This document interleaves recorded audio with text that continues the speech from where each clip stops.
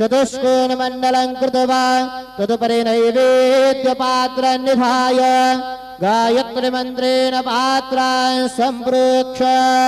ध्येन मधुराम् अमृते कृतय ग्रासमधुरां प्रादर्शयेत्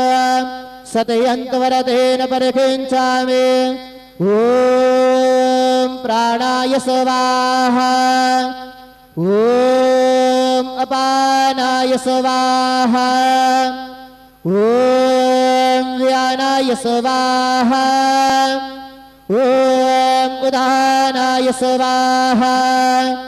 ॐ समानाय स्वाहा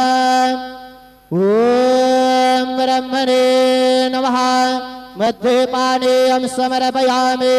पुनर्नैवेद्यं निवेदयामि ॐ प्राणाय स्वाहा ॐ अपानाय स्वाहा ॐ व्यानाय स्वाहा ॐ उदानाय स्वाहा ॐ समानाय स्वाहा ॐ ब्रह्मणे नमः नैवेद्यं निवेदयामि हस्तप्रक्षालनं समर्पयामि मुखप्रक्षालनं समर्पयामि सद्गुरु साईनाथ देवताभ्यो नमः प्रार्थनापूर्वक नमस्कारं करोमि।